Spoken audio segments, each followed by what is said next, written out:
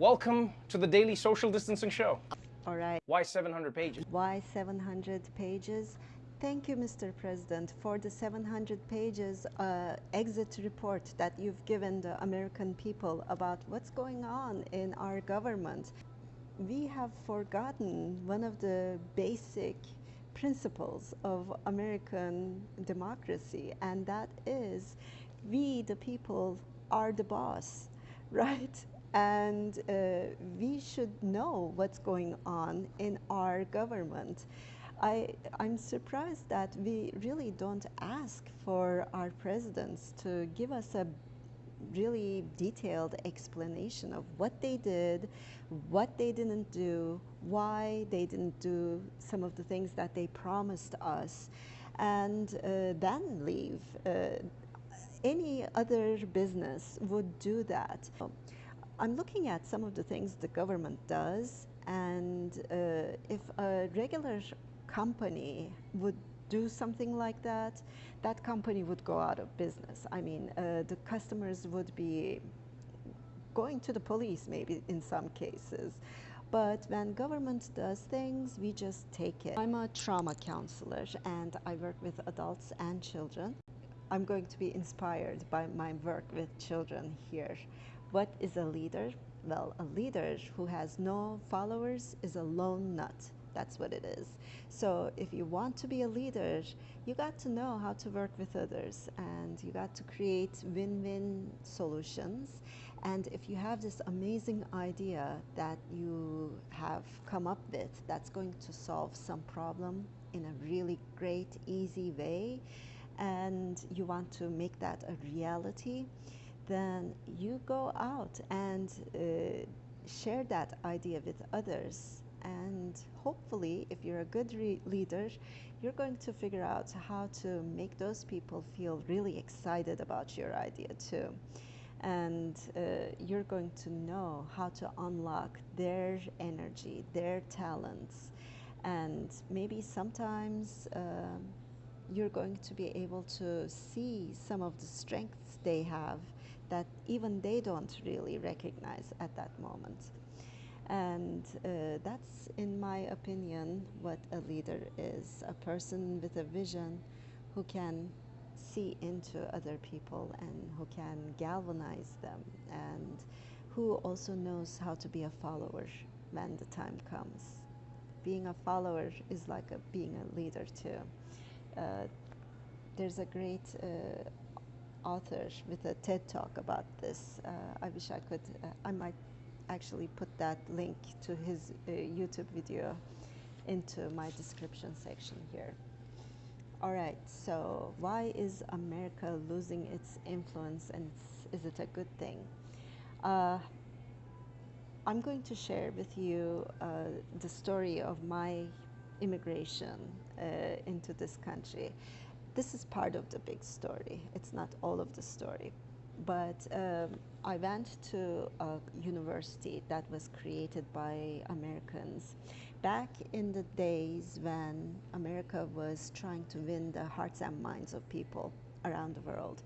And they were doing these amazing projects where they brought new technologies to countries, and they solved really difficult problems, and they made people happy. They improved the quality of life of people around the world. And in my university, it was not only the best, one of the best universities in the country, but they also were able to create a forest in a land where nobody thought any plant would grow, like people had tried before, and nobody was successful in doing so. And we had this amazing, beautiful, acres long forest around our campus. And so that made me really respect American technology, and it made me want to come here so that I could be part of uh, that movement to create new solutions in the world with all these amazing technologies, this incredible science that was here. And if that I hadn't been exposed to that, I probably wouldn't have come here. And if I'd been exposed to some of the other techniques that the United States is using right now, like the shock and awe, for example, where we're trying to scare people into obedience so that they will not support terrorism, for example. Um, I probably wouldn't have even liked America. I don't appreciate being attacked, and I don't appreciate having violence come into my vicinity. Even if it's not against me, I don't like having it near me. And I don't think anybody out there would. I mean, would you like uh, some country to send its soldiers to this country and say, you know, we're deciding what's going to go with your elections from now on, or whatever, you know? No one would like that. And that's what we're doing in many countries to fight terrorism and to protect oil sources. That's the explanation that's given to us. And so that kind of answers the next question as well, which is about how do you, as a leader, deal with some of the tough decisions that you're making. The solution that I'm offering as a trauma clinician is uh, choose love.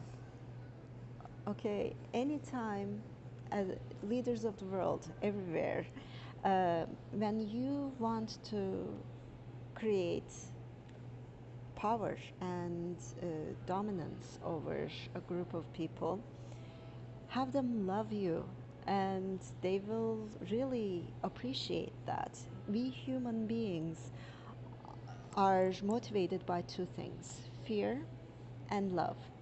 And fear is really easy to create, to generate, and it's actually very damaging to the person who becomes fearful, and to the person who creates that fear, puts the fear into the other person. We all lose something from our humanity when we're working through fear with each other. Uh, uh, there's a neurobiology into this, but basically the fear learning is destructive, and it creates addictions, it creates PTSD and other problems. It's found to, for example, to be linked with violence, even in children.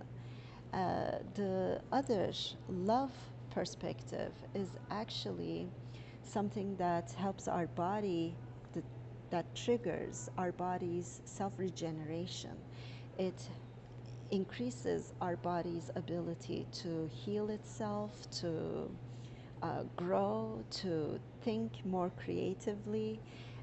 We're able to notice beautiful things around us, and we're more able to enjoy our lives. And that should be our goal, right? To create health and enjoyment rather than fear and dominance in the world.